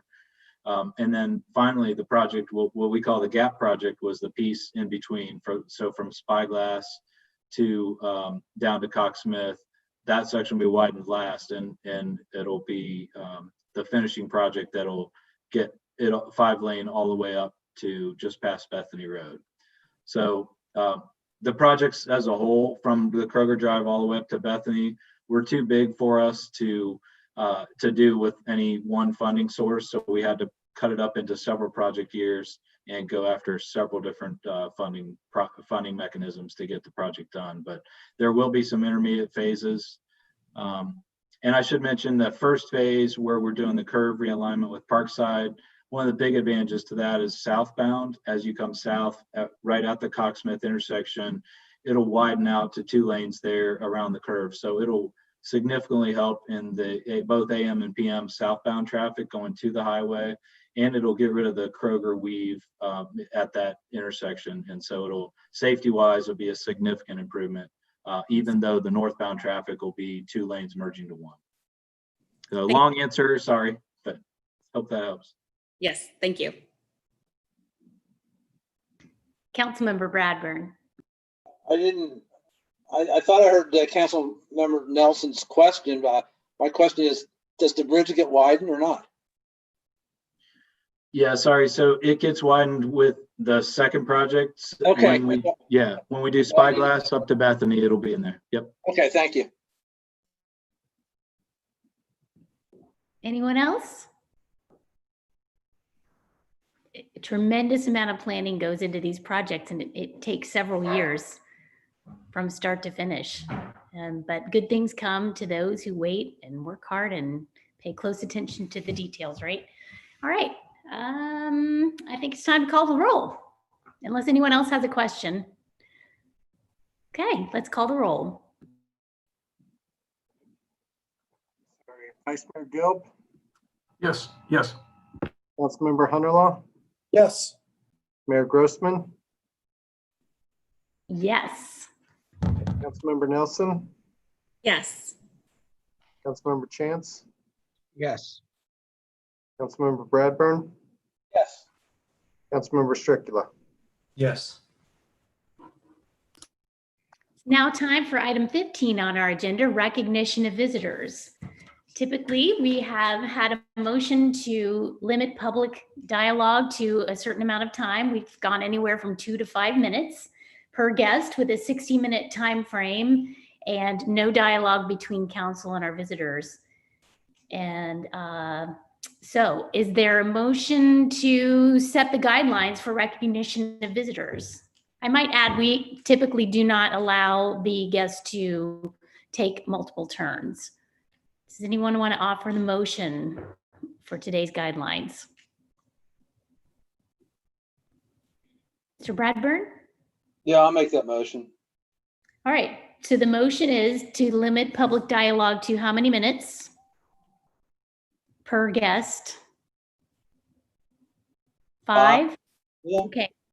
With a 60-minute cap on all guests, no dialogue between council members and guests, and no guest repeats. And that motion was made by Councilmember Bradburn. Is there a second?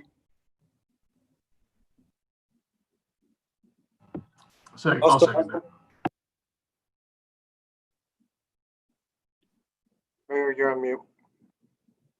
Okay, it's time to call the roll on that. Is there any council discussion before we call the roll? Let's call the roll. Councilmember Hunterlaw, Yes. Mayor Grossman, Yes. Councilmember Nelson, Yes. Councilmember Chance, Yes. Councilmember Bradburn, Yes. Councilmember Stricula, Yes. Vice Mayor Gilb. Yes. Okay, at this time, I'm going to hand the meeting over into the very capable hands of Mrs. Jennifer Heft and Mr. Eric Hansen. They're going to get us through this next section. It looks like we have 3 attendees to this Zoom meeting. If any of the attendees would like to speak, you need to click on the hand raising feature so that we are aware. Right now I have 1 individual. Okay, we have others that would like to speak. So we're going to start off with Mr. Randy Stegbauer. Mr. Stegbauer, once you start speaking, I will start a 5-minute time that's been allotted for you. You may begin to address council. Hello, thank you for letting me speak here tonight.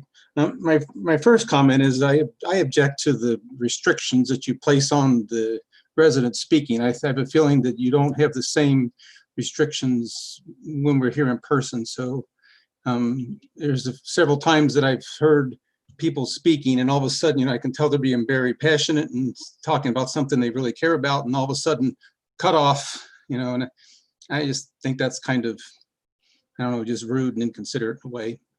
Anyway, what I wanted to talk about, I apologize if you mentioned some of this stuff at the beginning of the meeting because I wasn't here, is about George Floyd and everything that happened in Minneapolis.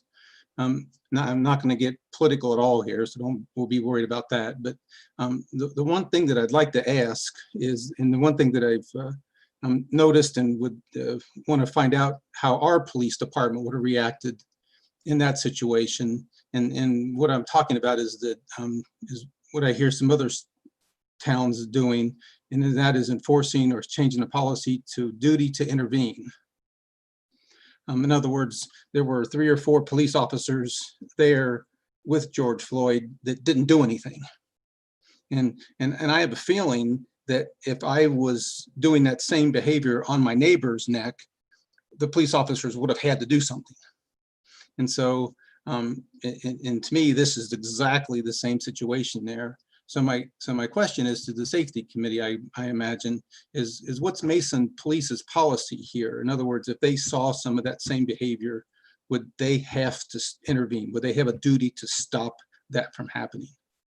And the other thing I'd like to bring up is that there's several young women here in Mason that are planning a walk this weekend, Saturday, June 13th, from the Christ Church on Mason Montgomery up to the plaza.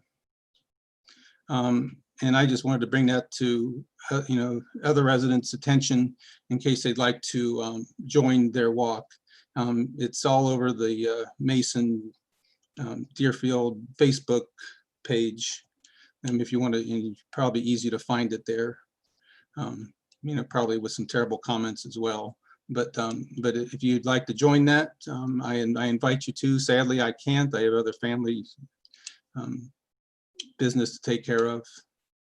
Anyway, that's everything that I want to talk about. Thank you for letting me speak.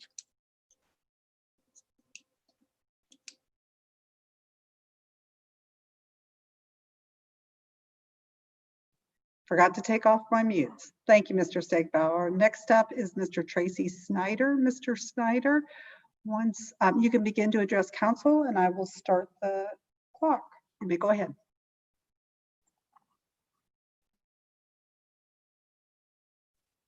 Good evening. I'd like to speak with City Council and the Mayor concerning issues I have with the number 3 West hole on the golf course. I've been following the chain of command with city management and I'm not getting real solutions. I've lived at 6304 Blackheath Circle for 18 years. The past 5 have become unbearable with damage to my property from golf balls. My wife and I are at a point now that we cannot sit on our deck or let our grandchildren play in the yard. I have a video of my wife almost getting killed in April by an errant golf ball while sitting on our deck. In addition, so far, with just 3 months in the golfing season, I've had 3 window strikes. I'd like to mention the consultants that you all hired to redesign the golf course recognize the problem. The problem is that the fairway is too narrow at the tee boxes, and they have proposed that the hole be shortened to a par 3, with the tees being relocated halfway down the fairway. Halfway down the fairway, the fairway becomes very wide and balls struck from the fairway are not going to be able to reach houses. My goal is to have someone from the city or council meet me on site to discuss possible solutions. Solutions, in my opinion, would be relocation of the tees at a minimal cost, or add vibrant signage at the golf tee so that golfers have extra awareness that the fairway is narrow and there are homes located on the right side. Also, we could consider installation of mature trees or landscaping or barriers to screen errant shots off the tee. I've dealt with Mr. Peter Ryan at the golf course. He's been very gracious. He installed 5 trees last year, but they're only a 1/2-inch caliber and they don't provide enough of a barrier. I've spoken to John Moore. He closed the tee in the very, very back, and that hasn't made much of a difference. And he is basically telling me, and not in so many words, that you live on a golf course, you got to expect this. Well, I really don't. I have an expectation of safety. There was an expectation of safety when the city of Mason plotted this ground and when it issued a building permit.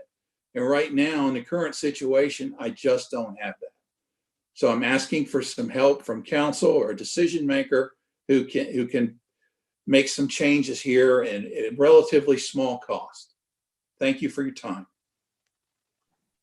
Thank you, Mr. Snyder. Next up is Mr. Richard Shimkus. Mr. Shimkus, if you would like to address council, you could go ahead, please. Okay, I assume you can all hear me. Oh, my concern is what are the plans for the Grizzly course? I currently live on the 9 West hole of the course, and I moved into this house about 2.5 years ago. And one of the reasons I moved into this house was because it was on one of the premier holes of the golf course. So imagine a few weeks ago when I find out through my neighbors that they're going to change the 9 West course, the 9 West hole, to a driving range. I'm tell you the truth. I started saying to myself, who in the right mind would just go ahead and change the signature hole on a Jack Nicklaus course to a driving range? I just find myself becoming more and more upset with that plan. And I tell you the truth, I never would have considered moving to this house had I known there was a plan in the works to make a driving range out in my backyard. I just have to ask you personally, do the council members, do you personally think that placing a driving range in the middle of a residential neighborhood is a good idea? I mean, I know that my neighbors here are not agreeable to it. They don't seem to, no one seems to be happy with it. Most think that it's going to be an eyesore with the removal of the trees, and they'll have to cover over the creek. They might be netting and lights. I don't know all the details. Plus target poles in the back. This just comes across as a very odious plan to myself and my neighbors. It's just think of it as kind of like putting an eyesore in your neighbor's backyard, something like akin to somebody storing junk cars in your neighbor's backyard, which you have to look at every day. And so I'm finding it hard to believe that my city government thinks that this is a good idea and that they would do this to my neighbors and myself. The northern boundary of that driving range is about 70 feet off the back of my house. Just think about that, 70 feet, that's 5 car lengths. That's hardly any distance at all. We do expect to have more hits on this thing. I have enough hits now. I'm very close to some of the tees. So I just have to ask you, would you honestly want something like this in your backyard? I ask you to consider that. Personally, when I think about it economically, I know that they're trying to make the golf course pay for itself. But really, when you think about it, when I go to driving ranges, and I'm a golfer, and I go frequently, there's not very many people at driving ranges. This year is an exception because of the COVID-19 problem. But most of the time, there's not very many people. In fact, one of the driving ranges I used to frequent, the Cincinnati Golf Center on Columbia Road, just closed last year. They're converting it to housing. So anyway, that must not have been too profitable for them. So would you, I guess what I would like you to consider doing is consider an alternate. I've looked at a plan of, I actually took the city's plan here, or the master plan, the 1216 version of it. And I went on Google Earth and I superimposed it.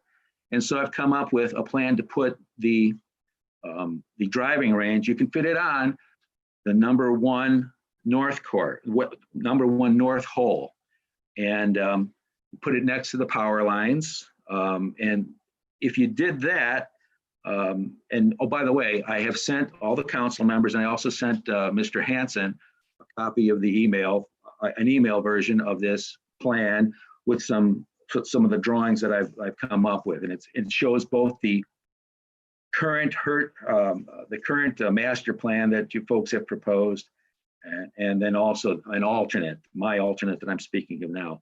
The reason I would like to do this, to consider this alternate for location, is that it would maximize the distance from the homes to the boundary of the driving range.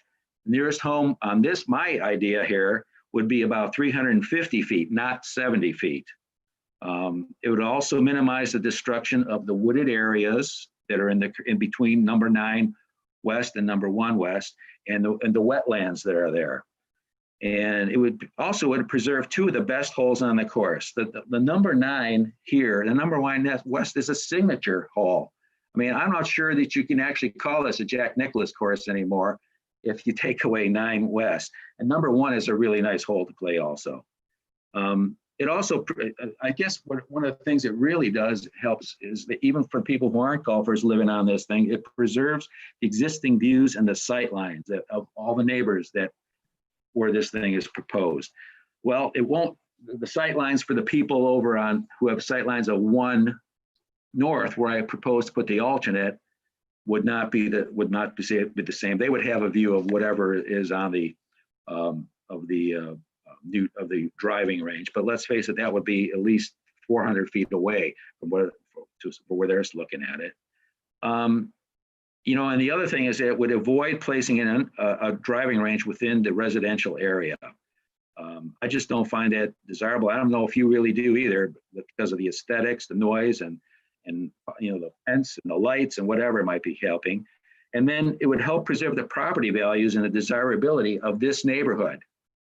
And the last thing it would help is it would help maintain goodwill between the golf course and city council, you folks, and the folks who live around this course. I know a lot of people right now are not too happy. I've sent, as I mentioned, I sent. Mr. Shimkus, I'm sorry, but your time is up. We're going to need to move on to the next individual. Thank you for addressing council this evening. Mr. Looker, I do see that you have joined us. Are you wishing to speak this evening? If you are, can you click on your hand raise?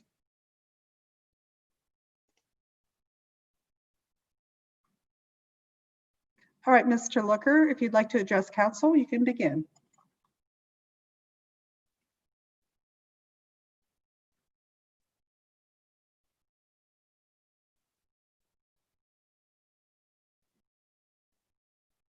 Mr. Looker, you have to unmute, I think. I can't.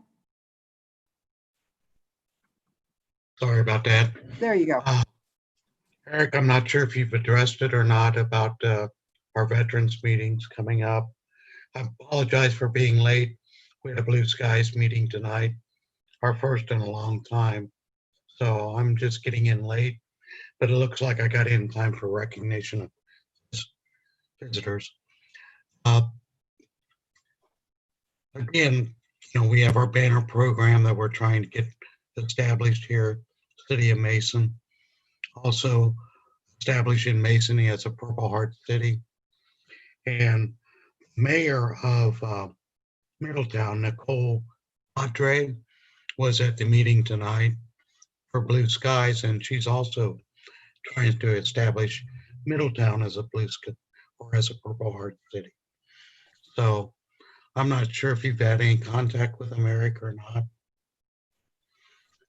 The other thing we announced at our meeting tonight is we are having our regular together July 10th and 11th in Middletown. And the 11th, we're going to have the dinner at Opie's Farm out there. But one thing I wanted to mention is that we are still, even though we're not raffling off the ATVs this year, we are going to have our gun raffle, which is going to be given away on Saturday evening, July 11th.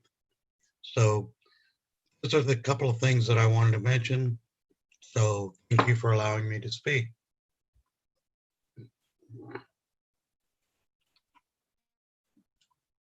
Thank you, Mr. Looker. That concludes the attendees for tonight's meeting. Eric? Mayor, if I could just, I didn't get a chance didn't get an opportunity to announce this because we were trying to schedule this right before the meeting, but it appears that we do have a majority available for a Board of Veterans Affairs meeting. John, I take it by your comments that you'll be available this Thursday at 8 a.m. We'll be doing that via Zoom and via ICRC, and looking forward to talking more about the banner program as well as an update on Purple Heart.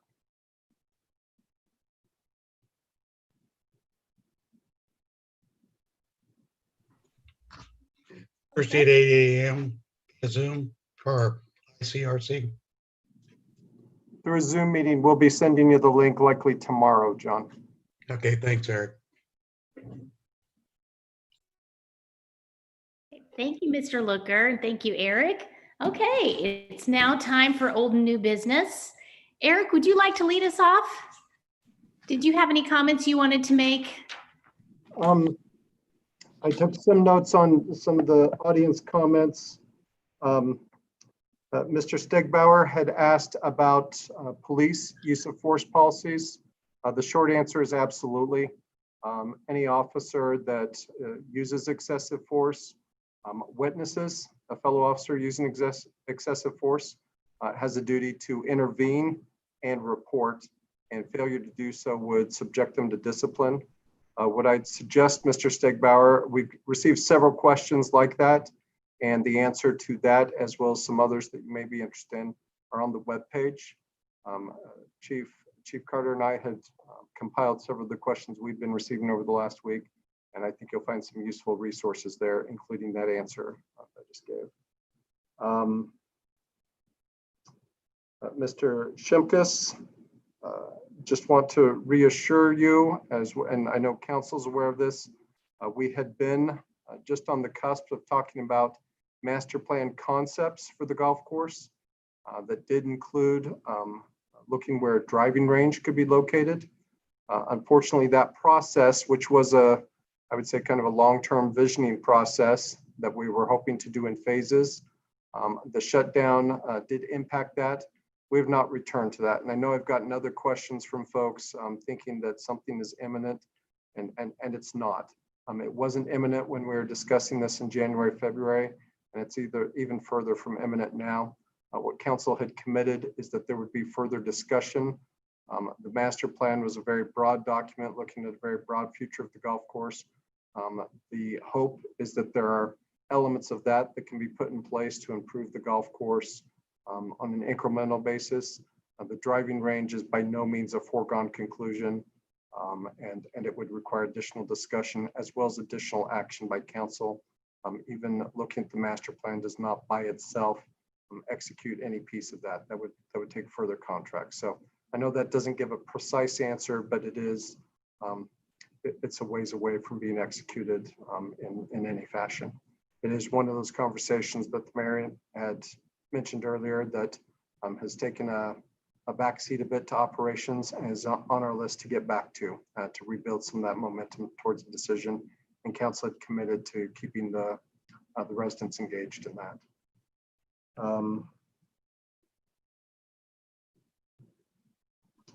I think those are the only. I think I covered everything there. Maybe just to add on the golf course concerns. I know council is trying to find the right balance there. The city always wants to be a good neighbor whenever we own adjoining property to anyone. One of our kind of truisms in staff here is to do whatever we can to be a good neighbor ourselves. I think how that balance is struck with also running a good business. And I think where council in the past, long-term, the financial viability of the golf course, making sure that it is financially viable long-term is the best way we can continue to be a good neighbor by continuing to operate that as a golf course. All the nuance of that and what that means in different decisions, that's just kind of the the trajectory with these decisions that we struggle with. So want to be a good neighbor and also trying to run a good business to make sure we can continue to do that. I think that's all I had, Mayor. Thank you. Councilmember Bradburn, did I see your hand go up? Yes, I think at the last council meeting, I made a statement when I was near. I issued an apology to Ashley Chance in regards to the fact that I said that he knew who the Intelligence Committee was. I reviewed that. I wasn't here in that. I apologize and I'm sorry.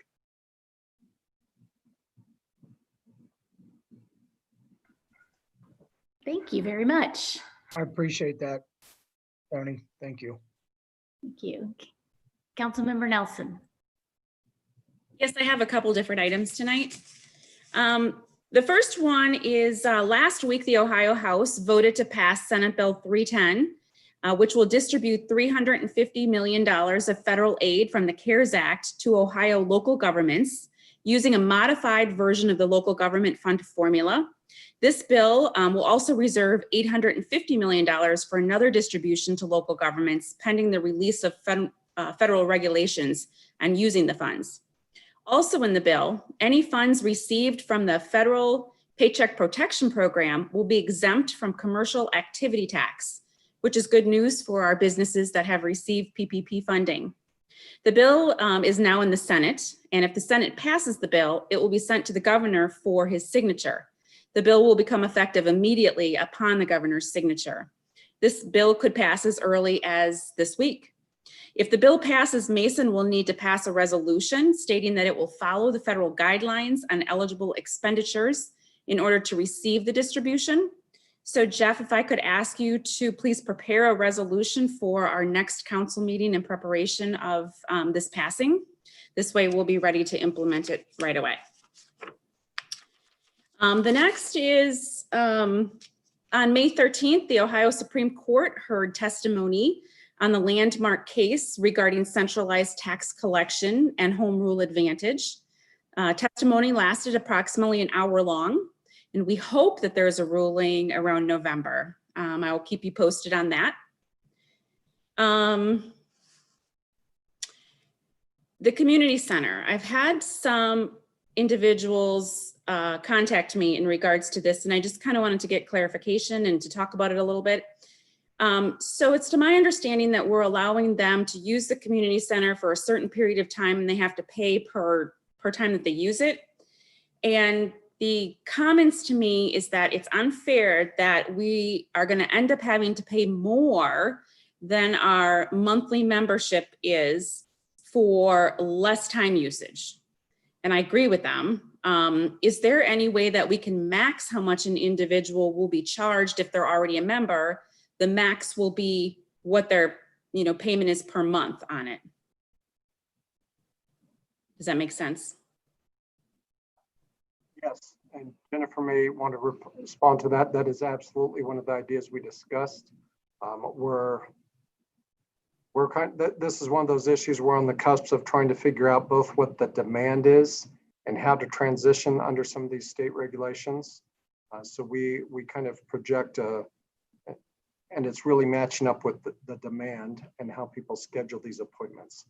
Unavoidably, there's going to be less access than there was before, but by virtue of having to do the cleanings, having to schedule folks, and we're struggling with what that true demand will be, because we know there are some folks that aren't as interested in returning just yet. So I think I'll let Jennifer answer specifics, but my reassurance would be we're gathering data and we're shifting as we figure out what the guidelines are and what the demand is going to be. Yeah, I would add is, it remains a very fluid situation. The community center will open, but it's not going to be the entire facility. It will just be the fitness floor, and the pool area. And so staff has met with medical experts as well as other community centers trying to figure out how you make this happen when, you know, we have this huge population of members that have a variety of interest on how they use the center. Does that interest remain today after COVID? How big is that interest? So staff got together with the incident command and they thought, let's just kind of step into this. So for the next 2 weeks, members aren't being charged. Members won't be charged their monthly membership fee until we're looking at July. And that gives us some time to, as I said, kind of step into this. So for the next 2 weeks, members are going to be asked to do make appointments, and that way it controls who's in the facility. It allows us, once those appointments leave the facility, we need a half hour in between before others come in. So we figured we can get, I think it's 75 people per hour in the facility. That's what we're guessing at this point. Will the demand be there? We don't know. So in lieu of charging memberships, we're using these price points to help us control maybe the demand as well as access to the facility, trying to help more people get in. I think the demand will be there. I think people are tired of being at home. They're looking for something for their kids to do. Not all pools are open. You know, our outdoor pool isn't even open. There isn't movies going on. They're looking for something for their kids to be able to do. So I think you're going to see a big demand there. In order to kind of control that and maybe get more people into the center, that's why the prices were set. That's why we didn't put a limit on there yet. That's not to say that after the end of the 2 weeks, after we have a chance to kind of take it all in, after the first week, we'll kind of know how much demand's there, but kind of take it all in, and then we can make adjustments and modifications as we move forward the next 2 or 3 weeks. But trying to bite off chunks to see what we're dealing with here. We also imagine that the governor is probably going to come out and open up more areas. And what does that mean for us? And trying to look at that. So it's very difficult. I know staff are struggling because I know it's not going to be the same member experience when they come into that center. You know, there's going to be social distancing there. There's going to be masks. There's not going to be the complimentary towel service. You know, they're going to have a window to work out in when they're used to coming in and having full access to the facility to do whatever they want. And that's unfortunate. And we're just trying to get as many people in there as we can, but we have to follow the protocols and guidelines that are established. So we're asking for people's patience. Just give us a chance to take a look at it and we'll make modifications. I think the big concern is that they would end up paying more money per month if they utilize the facility. And they could, depending on how much they use the facility. Yes, but so for instance, we know people will have to make choices, and that's how we're going to kind of maybe control that demand. So once you get to the level of where you would normally pay a monthly fee, you're probably going to be less inclined to visit the center. That will allow others to go in. Because when you go in online to schedule an appointment, you're going to be able to book these appointments out there for the next 2 weeks. So, you know, you get in there, you could book one every day. Controlling your choice to do so is somewhat in that price point. That makes sense. Okay. And the last one is, so the community really has been engaging in our meetings, which I think is great. I love community involvement. I love to hear community feedback. I would like us to look into continuing having ICRC stream this via a Zoom, even though we're in the chambers, to continue to stream this as a Zoom feed so that our residents can continue to engage real time. I think it's been a huge benefit for our community. Can we look into that? We've had some conversations how to have, you know, when we return here and we're in person and you have the video cameras and the recording. I don't think we know how the technologies will kind of line up for a cohesive meeting. We've had some discussion. If council's interested, we'll get serious about it. Okay, that's all I have. Thank you. Anyone else?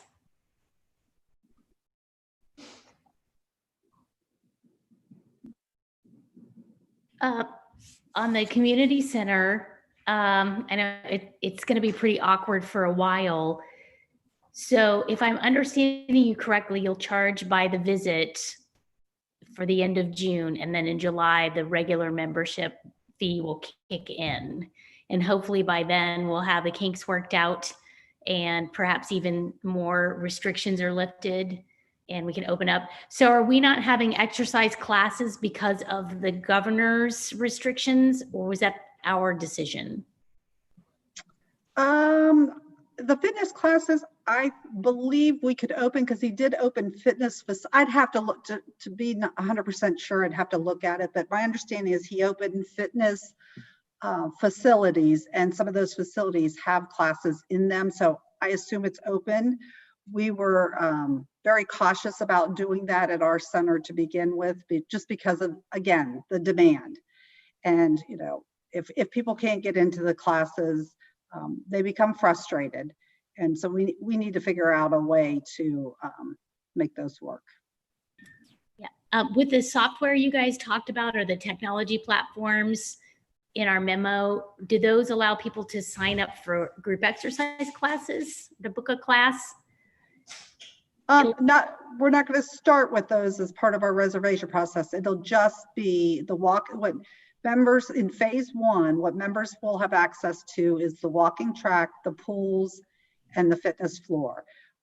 Yeah, we're still working through a lot of technology challenges as well. You know, we're not used to the appointments. The software that we've used for a number of years, well, since the opening of the facility, is a challenge for us to be able to do appointments with. So we're looking at different options with that as well, but we're doing what we can. Just ask for patience. I know everybody's eager. The staff is very, very eager to see all the members return. And like I said, it's just going to be a different experience, but we're going to try it just as quickly as possible and get people in there. That's our goal. We want to see everybody back. Great. Yeah, we miss our community gatherings there. And lots of sweet friendships have formed over the years at that community center, and a lot of wellness activities too, of course. I know I need to get back in shape. I don't know about the rest of you guys, but I'm glad we're only from the neck up here in the Zoom meetings. Okay, Councilmember Nelson, if you don't mind, could I ask you one more question about House Bill 310? Yes. Thank you. I was reading a little bit about that today, and I was curious, how do you anticipate the distribution of that taking place with communities sending in their resolution? It sounds like you have to make certain commitments to qualify. Do you anticipate an even distribution, or do you anticipate something a weighted scale of some sort? How does the state plan to divide it? So they are going to distribute the money basically the same way that they distribute the local government funding. And it's to my understanding that Warren County is supposed to receive a pretty nice amount as well. I don't know off the top of my head how much, but I did read that earlier on. So they're going to be using the local government funding calculation to distribute the funds. Okay. And if for some reason it doesn't pass in the Senate, then what happens? Boy, that's a good question. I would have to assume then that there's no funding to local governments. I could be wrong, but that's what I believe, because that's what this bill is in regards to. It would be the state of Ohio would keep the money and not distribute it down to the local governments. So we really want that to pass, don't we? We really do, because it's gonna benefit us, and hopefully the state of Ohio will, or the Senate will pass that. So give some of the local governments relief. Okay, our state senator, Senator Wilson, you might, if you're watching, or if anyone in the community is watching, you might want to give him your recommendation on that. I know as a council member, I'd like for it to pass, but if the public wants to communicate with him, that's our state. That'd be a great idea if everyone would contact Senator Wilson for your support. That'd be great. Thank you. No pressure, Senator Wilson. He's a great guy, actually. He serves us very well. Okay. Anybody else? I did have a thought of addressing Mr. Stegbauer's objections to the restrictions on time limits during recognition of visitors. Mr. Stegbauer, when we are in this format, it is tricky.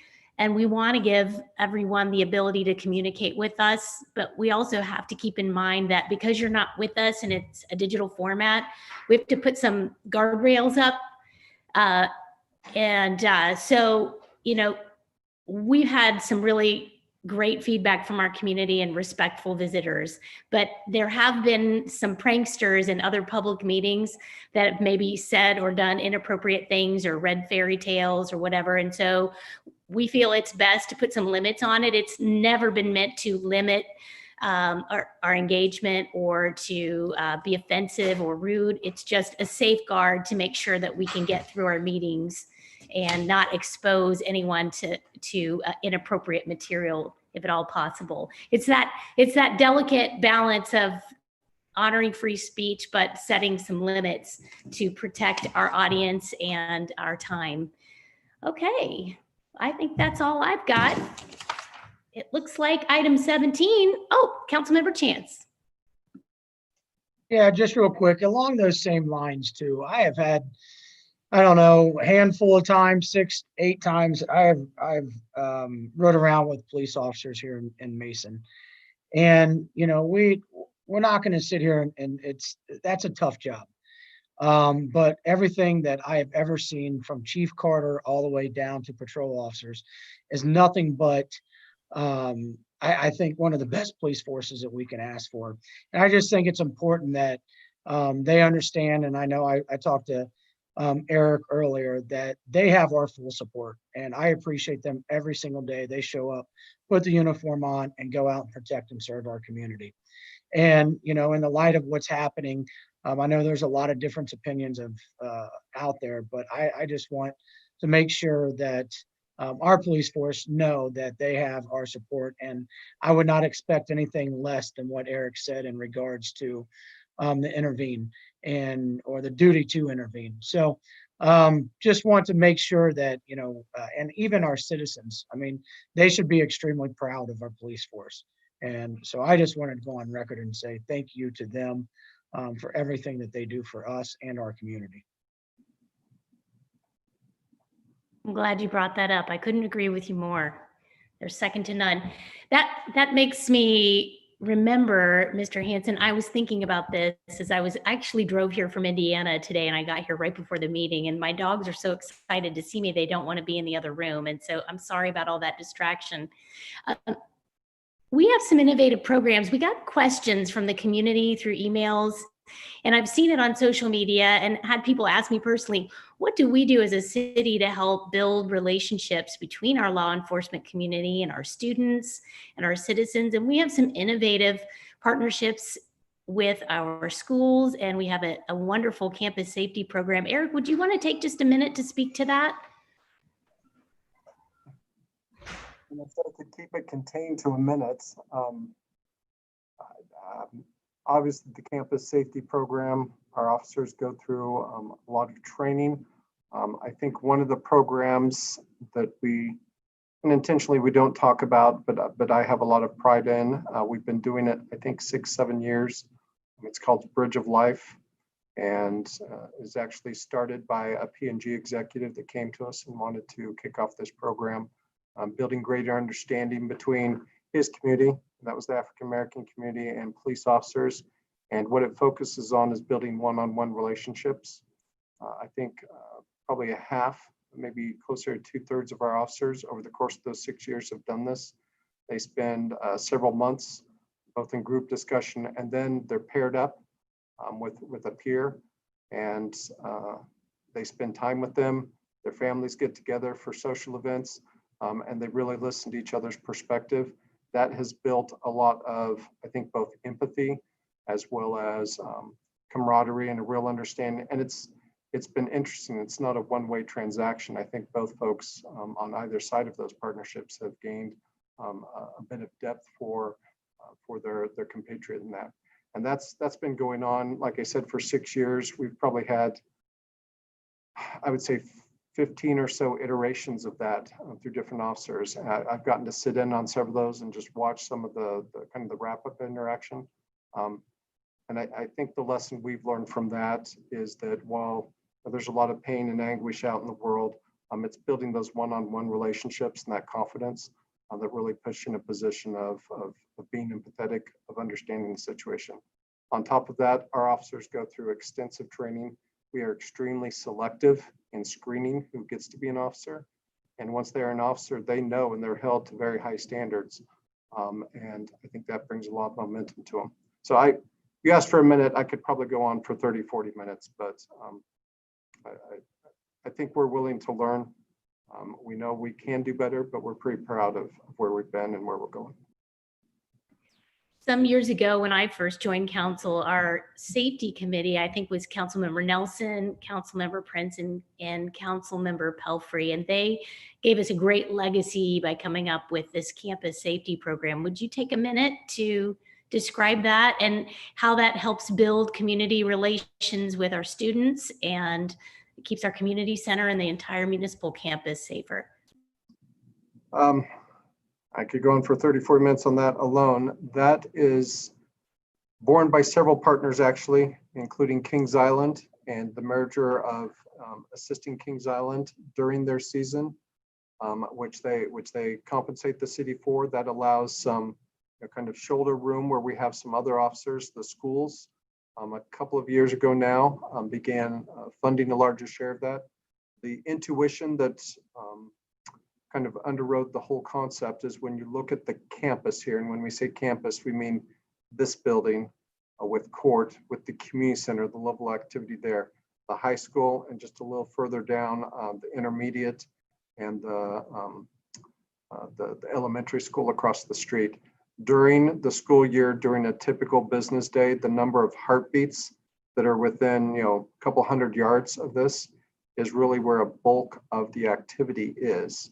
And so we began to think in terms of, instead of focusing on police officers patrolling neighborhoods, how could we bring those police officers, essentially treat this campus as its own district, make all of those officers responsible for things like court security, like presence at the community center, as well as being a presence in each of the schools, and to do that as a district. And that brings kind of the strength of overlap, shared intelligence of what the needs are, what's the sensitivities are to the audience, and make sure that there's an officer, at least a full-time officer, if not some of the part-time components of that, in each of the schools, where they can be a resource to the teachers.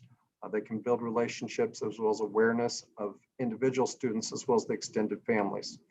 And then primarily from a policing purpose, that means that our feet on the beat are where the heartbeats are and where a lot of the activity is. That brings a great deal of practical strength to policing, as well as a lot of cultural strength, because we're out there with the students. They get to know those officers. It's not just one officer, they get to graduate into other officers and as they rotate. And then significantly, you have a large number of bodies, should there ever be a critical issue where the emphasis is being able to amass a lot of adjacent people immediately to deal with a crisis. You kind of naturally have that in place because we are blessed with the campus here and the configuration. So that's some of the underpinnings. There are a lot of anecdotes on the mentoring side, the relationships they build, helping at-risk folks in the community, as well as mentoring some kids that maybe need a little extra attention to, to really succeed where they're at. So another program, just very pleased with that. That has grown significantly, certainly when the schools bought in. That allowed us to really, take it to another level. We receive a ton of attention for it on a national scale. I always try and draw the distinction. This isn't just school resource officers, which is kind of folks are used to that. This is really a policing district that treats a campus as their district of responsibility. That's a different notion than just serving a job in a school. I could keep going, but hopefully you get the gist of it. Wow, we have so much to be grateful for here in the city of Mason. Councilmember Chance, I'm so glad you brought that up and we got a chance to talk about that. And just a reminder that those of you who are watching, that there's a statement on our website that our staff has very intentionally and carefully put together to help address some of the questions we've been getting through emails and phone calls throughout the week. All right. Do we have anything else in old and new business? Is there a motion to adjourn? I'll make that motion. Second. Thank you. Let's call the roll. Oh, all in favor. I'm sorry. Yes. Yes. Yes. Any opposed? I usually don't say no on that one. All right, let's call the roll now. Mayor Grossman, Yes. Councilmember Nelson, Yes. Councilmember Chance, Yes. Councilmember Bradburn, Yes. Councilmember Stricula, Yes. Vice Mayor Gilb, Yes. and Councilmember Hunterlaw. Yes. Okay. Thank you, team. We appreciate it.